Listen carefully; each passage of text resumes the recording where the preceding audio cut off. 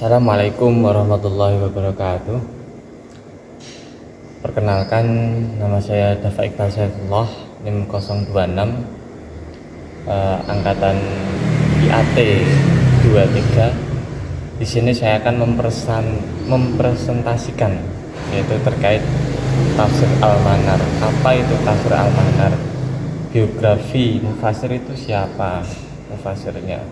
Kemudian metodologi dan coraknya itu apa, kemudian kelebihan dan kekurangannya itu apa. Oke, langsung saja ke biografi sang mufasir. Jadi tafsir ini itu dibuat atau dikarang oleh dua orang mufasir ternama, yaitu Muhammad Abduh dan muridnya yaitu Rasyid Ridho. Jadi Rasyid Ridho itu atau nama lengkapnya Sayyid Muhammad Rasyid Ridho, lahir pada tanggal 27 Jumadil Ula 1282 Hijriah atau sekitar 18 Oktober 1865 Masehi di Kolamun. Kolamun itu mana sih? Jadi Kolamun itu terletak di daerah salah satu kota di negara Lebanon. Jadi di negara Lebanon sendiri itu dari wilayah kerajaan Turki Utsmani, ya, begitu. Kemudian sejak usia 7 tahun Rasyid Ridho menjalani pendidikan dasar di desanya yang disebut Kutab, kemudian lanjut ke Madrasah Ibtidaiyah Al-Rusdiyah, kemudian lanjut ke Madrasah Al-Wataniyah Al-Islamiyah. Kemudian itu terkait dengan biografi Rasyid Ridho. Kemudian Muhammad Abduh. Siapa sih Muhammad Abduh itu? Muhammad Abduh adalah guru dari tadi, yaitu Muhammad Rasyid Ridho sendiri. Kemudian latar belakang dari tafsir Al-Manar sendiri, yang pertama, pada saat itu terjadi kemunduran Islam pada abad ke-19. Disitulah terjadi gejolak di para mufasir tadi, Muhammad Abduh dan Rasyid Ridho, untuk menggaungkan lagi nilai-nilai Islami, untuk memajukan lagi Islam ke zaman kecerahan atau zaman kemasan lagi. Kemudian penafsiran Al-Quran yang tidak fleksibel dan monologis, ya ini sebagai salah satu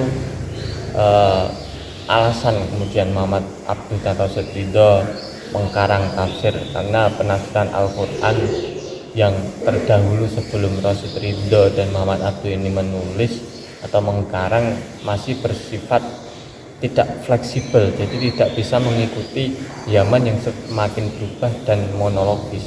Kemudian kebutuhan akan pembaharuan dan penafsiran yang sesuai dengan perkembangan zaman. Kemudian yang terakhir yaitu inisiatif oleh Muhammad Abduh dan Muhammad Rasyid Ridho sendiri untuk memperbarui penafsiran Al-Quran, begitu. Dan disinilah kedua mufasir ini mencoba untuk mengadopsi salah satu corak, yaitu Adabi Isma'i, yaitu sebagai corak sosial kemasyarakatan yang menjawab adanya isu-isu kontemporer pada saat itu. Kemudian lanjut ke metodologi dan corak penulisan tafsir Al-Manar. Jadi metodenya tafsir Al-Manar sendiri yaitu menggunakan metode tahlili. Tahlili itu apa?